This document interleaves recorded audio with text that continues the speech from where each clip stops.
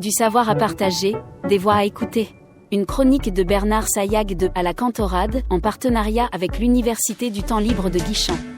Une parenthèse curieuse et vivante pour explorer des sujets passionnants, racontés par celles et ceux qui aiment transmettre. Bonjour à toutes et à tous.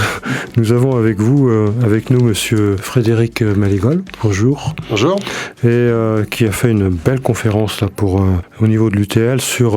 Alors on ne sait pas si on doit dire le Proche et le Moyen-Orient. Pour les Américains, c'est le Moyen-Orient. Pour les Français, on fait la distinction entre le Proche et le Moyen-Orient. Et donc, je voudrais simplement introduire très rapidement cet aspect en disant que finalement, il y a des tas de problèmes. C'est très très complexe, le Proche et le Moyen-Orient ou le Moyen-Orient. Ça peut aller de Chypre à l'Arabie Saoudite, puisque à Chypre, c'est aussi le problème entre les Grecs et les Turcs. Le problème au niveau du Liban.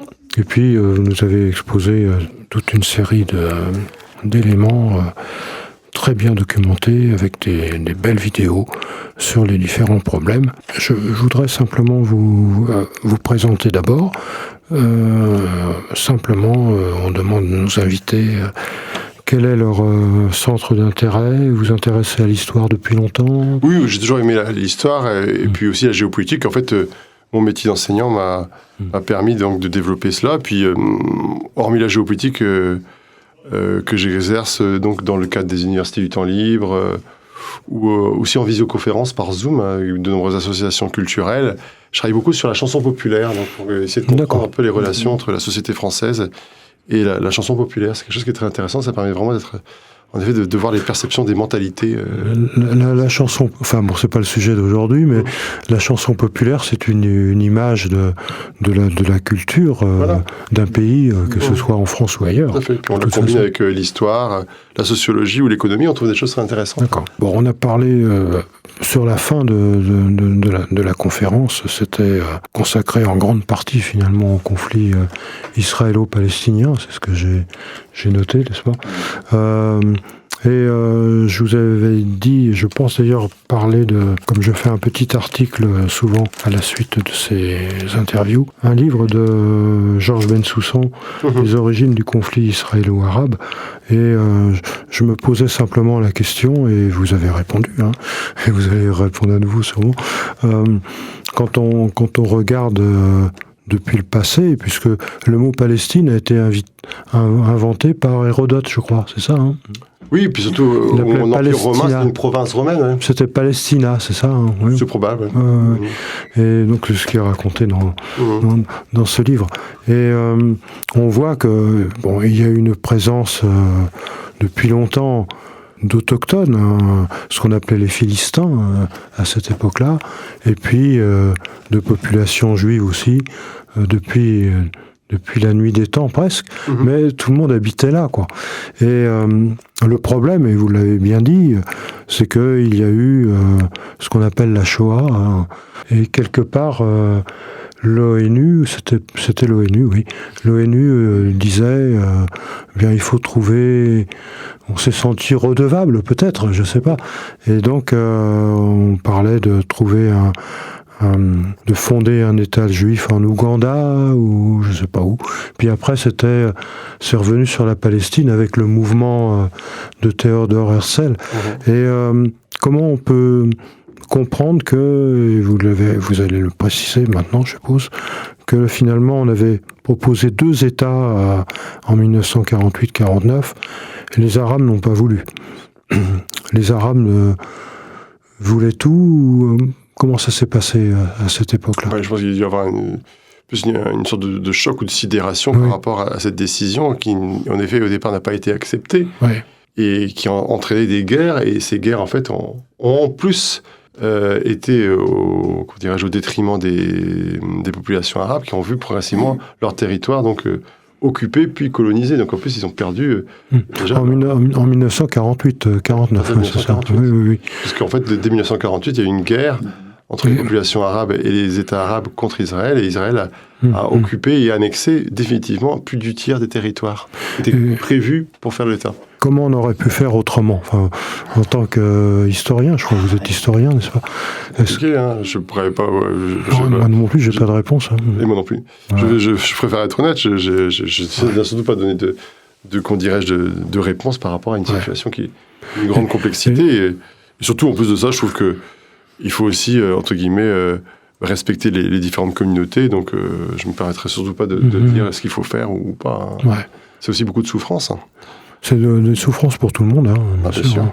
Et donc, actuellement, c'est une situation qui est très, très, très compliquée. Comment on pourrait finalement envisager l'avenir Gaza, c'est une souffrance, ce qui se passe à Gaza, tout à fait, effectivement. Quoi. Et comment on pourrait éradiquer le Hamas? Le problème de l'éradication du Hamas impliquerait aussi sans doute le fait qu'Israël ne soit pas non plus, entre guillemets, tenu par des minorités agissantes qui, aussi au nom de la religion, sont quand même dans une théorie quand même mortifère pour les Palestiniens, puisqu'ils veulent aussi instaurer le Grand Israël et que certains même envisagent de déplacer les autorités palestiniennes, les Palestiniens. Donc là aussi, pour éradiquer le Hamas, il faudrait peut-être aussi que certaines opinions radicales en Israël se taisent. Parce que là, pour l'instant, c'est plus un engrenage de violence. Oui, c'est tout à fait la violence, hein, tout à fait.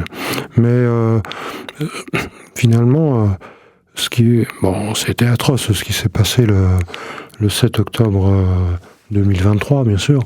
Mais Israël dit qu'il mène une réaction en quelque sorte défensive, existentielle, on va dire.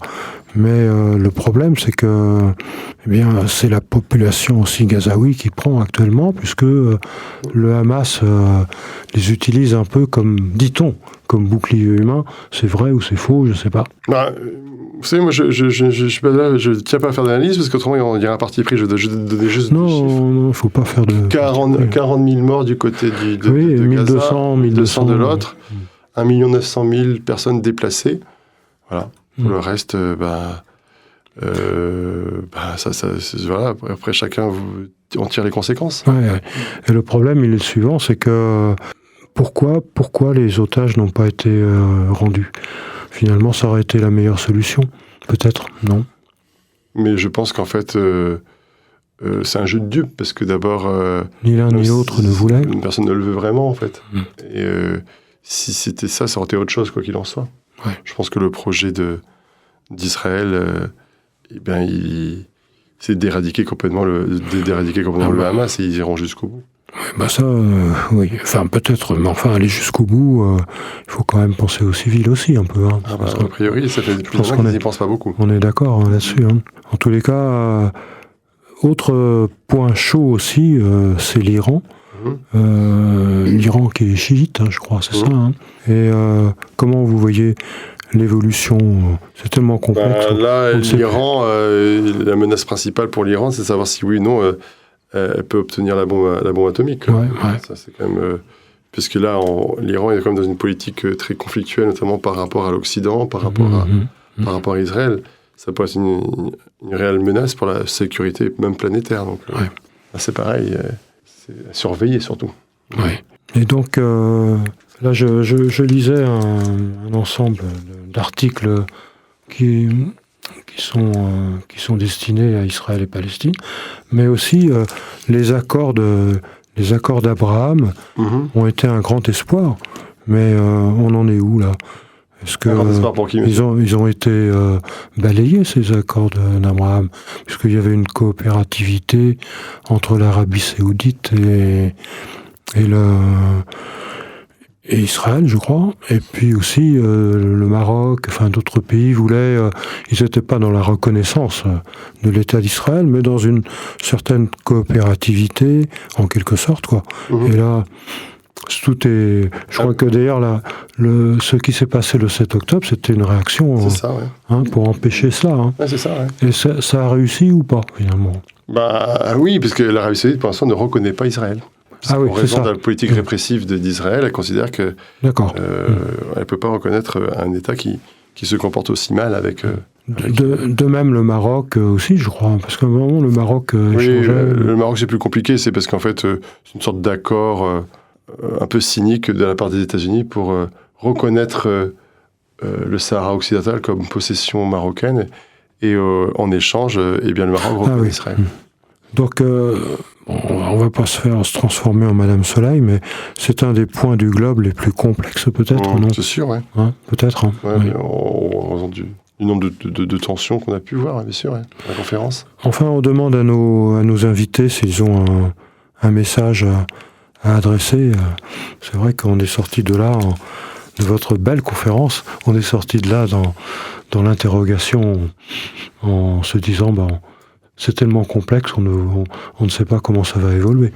Enfin, votre conclusion. Bon, bref. Ma conclusion, c'est que c'est très bien de poursuivre les interrogations, parce que je crois que c'est le préalable déjà à la recherche de la vérité. Voilà. Et je pense que s'interroger, débattre, mettre les choses à plat, c'est déjà un premier progrès face aux invectives et face aux opinions, qui sont souvent malsaines. Et pour le reste, d'abord, à notre propre échelle, déjà, essayer de comprendre un peu la situation, c'est déjà bien. On vous remercie beaucoup pour cette... C'est un plaisir de venir à l'UTL. On vous remercie. J'espère revenir.